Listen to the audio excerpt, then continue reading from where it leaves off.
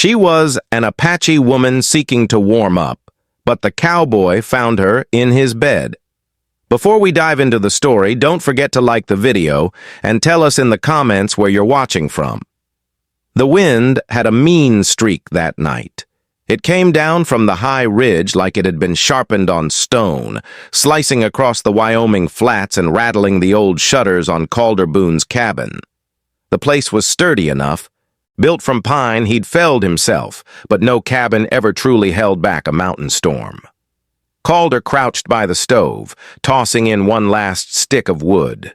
Sparks leapt up, painting his face in gold and shadow. He rubbed his arms through his worn flannel, thinking how quiet the world had gotten since the roundup ended. Just him, his horses, and the wind. He was halfway undressed when he heard it something soft beneath the roar of the gale. A scuff. Then the door creaked like someone testing the latch. Calder's hand went straight for the Colt hanging by the bedpost. The door eased open an inch, letting in a swirl of snow and a shape that stumbled through it, a person, small, wrapped in a tattered shawl. She collapsed near the stove, shivering so hard her teeth chattered. Her hair was dark and matted, her hands raw with cold. When she lifted her head, he caught the faintest glimpse of her face, proud cheekbones, bronze skin, eyes that looked half lost to the night. "Ma'am?" he said quietly. She didn't answer, just sagged to the floor, breathing ragged. Calder holstered his pistol and moved fast. He lifted her. She weighed less than a sack of oats and carried her to his bed. The shock of her cold skin made him flinch. He tucked her in, tight, layered every blanket he had. "Easy," he murmured. "You're safe now. You're gonna be all right." He sat by the bed for a long while, watching her chest rise and fall, the sound of wind howling through the cracks. Somewhere outside, a coyote cried, lonely as sin. Calder poured a little water into a tin cup, waiting for the fire to warm it. He brushed a strand of wet hair from her face. "What's your story, stranger?" he whispered. "And what kind of night drove you here?" The storm gave no answer, only the steady crackle of the fire and the slow return of warmth to her face. Morning crept in pale and slow. The snow had stopped, leaving the world outside hushed and white. Calder blinked awake to find the fire low and the woman sitting upright in his bed, wrapped in his blanket. Her eyes met his, sharp and watchful. They were dark as river stones, but there was exhaustion behind them too. "You're awake," he said, keeping his voice low. "You came in near frozen last night." She said nothing. Her gaze moved around the cabin, the shelves lined with tools, the saddle in the corner, the rifle by the door before settling back on him. "I'm not gonna hurt you," he added. "Coffee?" He poured 2 tin cups. Steam rose between them like a peace offering. She accepted hers with shaking hands. After a moment she spoke. "Nia." He blinked. "Pardon? My name?" she said quietly. "Nia." "Calder Boone," he replied. "You're a long way from anywhere, Nia." Her expression flickered. "Soldiers came through our valley. They took our horses. Burned what we had. I ran north." He nodded slowly, feeling a familiar twist in his gut. He'd seen enough soldiers in his time to know what that meant. "You got no one with you?" She shook her head once. "Only me." "Then you'll stay here till you're strong enough to move on. I've got food, work, a roof." Suspicion lingered in her gaze. "Why?" He shrugged. "Because it's the decent thing. You were half dead when you came through that door." For the first time, something like gratitude softened her eyes. She drank again, the warmth bringing color to her cheeks. When Calder stepped outside to split wood, the air bit through his gloves, but his thoughts were elsewhere on the quiet stranger now sitting by his fire. He didn't know who she'd been running from, but he knew one thing. She'd run straight into his life like a ghost that had decided to stay. The days that followed slipped by with the slow rhythm of winter. Calder went about his chores, feeding stock, mending fence posts, checking the line shack while Nia moved quietly through the cabin, her presence steady and light. She didn't talk much, but when she did, it was always straight and true. She cooked with simple skill, her stews rich with wild herbs she gathered near the creek. Sometimes she hummed songs under her breath, low and mournful, in a tongue Calder didn't understand.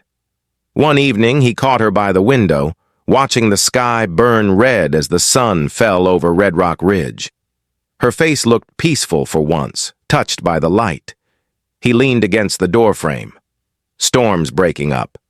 Might see clear days ahead. Nia didn't turn. Where I come from, red skies mean the spirits are warning us. Calder smiled faintly. Then maybe they're warning you about me. That earned the smallest laugh.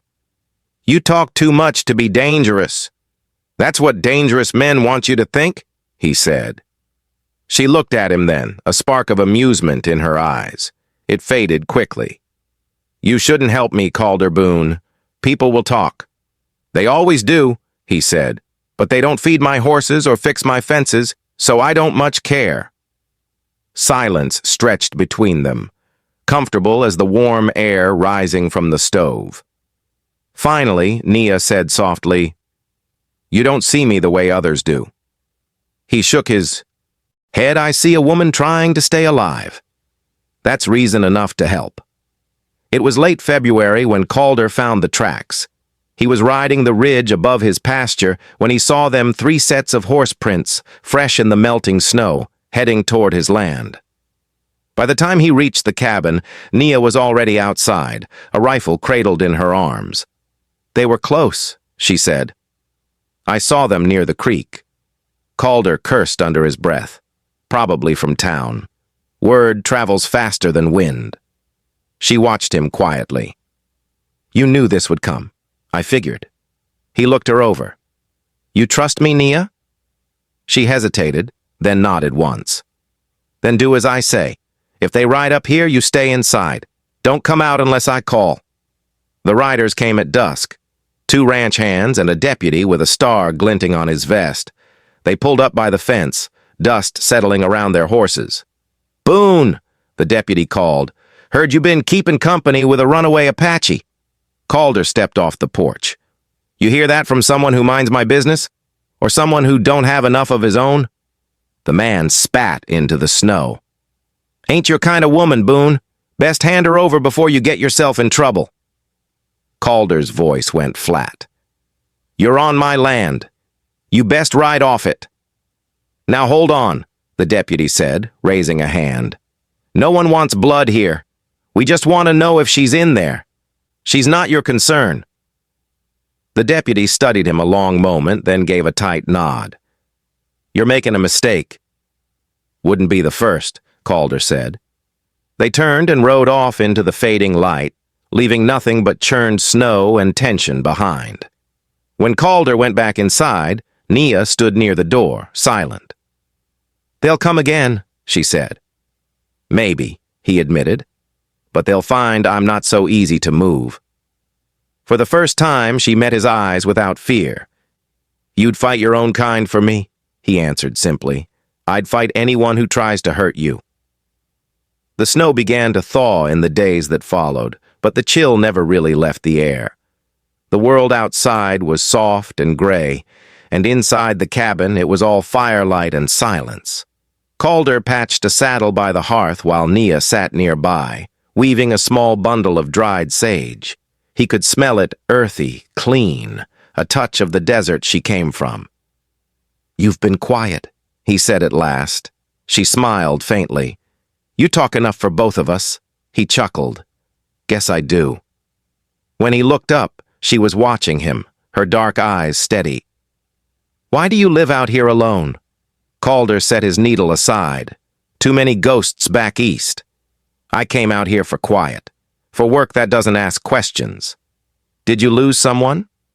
He hesitated. A brother. He was a Union scout. Didn't make it back from the war. Her gaze softened.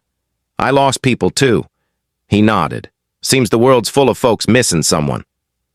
The air between them warmed in a way that had nothing to do with the fire. After a while, Nia said softly, "You risked your life for me. You didn't have to." "Maybe not," Calder replied. "But maybe I needed something worth standing up for." She looked away quickly, but he caught the faint curve of her lips. That night, long after they'd gone to bed, Calder woke to the sound of her breathing, soft even. The moonlight spilled across her face. For the first time in years, he felt a peace he couldn't quite name. He whispered to the dark, "You're safe here, Nia. I swear it." It was the sound of hooves that woke him. Before first light, 3 riders came hard down the ridge, shouts cutting through the morning fog. Calder grabbed his rifle and ran to the porch. Nia was already awake, clutching her bow. "Stay inside," he barked. She shook her head. "Number." Bullets splintered the porch post. Calder fired back, the report echoing off the hills. The deputy's voice rang out. "Boone! Hand her over before this gets ugly!" Calder shouted back. "You got no claim here?" One of the men tried circling behind the corral, and Nia loosed an arrow that sent him sprawling. The sight shocked Calder. For half a heartbeat. She was no stranger to defending herself. He reloaded, firing again to drive them off. The smoke of gunfire mixed with the smell of frost and fear. Finally, the riders broke off, retreating toward the valley. When the last echo faded, Calder lowered his rifle, chest heaving. Nia's bow trembled in her hands. "You hurt?" he asked. She shook her head, eyes wet with fury. "They'll come again. I know. They won't stop." He stepped closer, voice firm. "Then neither will I." For a moment, she just looked at him, really looked, as though weighing every word he'd said since the night she'd arrived. Then she whispered, "You'd lose everything." "Maybe," he said quietly. "But I already lost enough in this life." Not again. For 2 days, they prepared. Calder repaired the fences, packed extra food, and moved the horses deeper into the trees. Nia gathered herbs and flint, speaking little but moving with purpose. When the sky turned red again that evening, Calder found her standing by the creek, washing her hands in the cold water. "You don't have to keep running," he said quietly. Nia's reflection wavered in the stream. "You don't understand. They don't stop. They don't forget." "I understand plenty," he replied. "They don't get to decide how long you live in fear." She turned, eyes glistening. "What if I stay, and you pay the price?" He took a step closer. "Then I'll pay it." The confession hung between them, raw and real. For the first time, she didn't look away. She reached up and placed her palm against his chest, right over his heartbeat. "This is foolish," she whispered. "Maybe," he said. "But it's honest." She smiled faintly. "You talk like the stories the elders used to tell. Brave men with more heart than sense.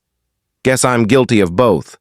They stayed like that for a long time, the sound of water and wind between them, until the sun slipped away and left the sky painted in violet and fire. The deputy came back a week later, and this time he brought 4 men. They rode in hard, guns holstered but hands twitchy. Calder stood in the yard, unarmed but steady, his hat low against the glare. Nia stayed inside, watching through the window. "Boone," the deputy said, "you got no right harboring her. She's wanted for theft and trespass." "She stole nothing but a night's warmth," Calder answered. "And trespass don't count when you're trying to stay alive." The deputy frowned. "You stand between the law and that woman, you're as guilty as she is." Calder's voice didn't rise. "If that's the price, I'll pay it." For a moment, no one moved. Then something in the deputy's eyes shifted, a flicker of doubt. He spat in the dust, muttered a curse, and swung into his saddle. "Fine," he said, "but when word spreads, it won't be me you'll have to deal with." They rode off, leaving a silence heavier than gunfire. Nia stepped out slowly, the wind tugging at her hair. They'll tell others. Let 'em, Calder said. We've weathered worse storms. She smiled, small and brave. You really believe that? He nodded. I believe in us. When spring finally came, it came all at once. The snow melted from the ridge, the creek swelled with clear water, and the land smelled of pine and promise. Calder's cabin no longer felt lonely. Smoke rose steady from the chimney, and Nia's laughter, soft, rare but real, floated through the air as she hung a new blanket on the line. They worked side by side, repairing fences and planting a small garden. Sometimes she'd sing under her breath, those same low songs he still didn't understand, and it made the land feel alive again. One evening, Calder sat on the porch, sharpening his knife when she came out with 2 mugs of coffee. She handed him one and sat beside him. The sun was sinking, throwing gold across the valley.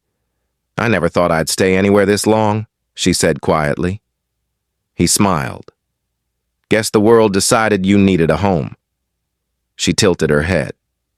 And you? I stopped waiting for the past to make peace with me, he said. Found peace right here instead. Nia looked at him, eyes warm. You speak like a man who's found what he was looking for. He met her gaze. Maybe I have. The silence that followed was easy, full of everything words didn't need to say. That summer, wildflowers carpeted the ridge. The cabin that had once felt like a shelter now looked like a home, its windows open, its porch swept clean, and laughter inside.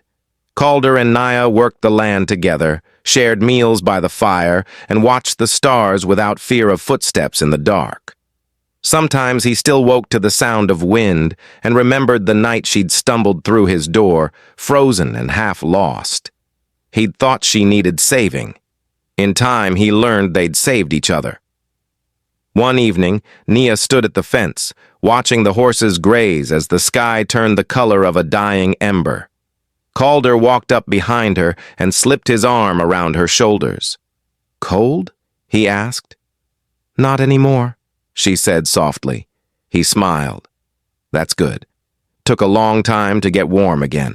She turned to face him, her eyes shining in the fading light. You gave me warmth when I'd forgotten what it felt like.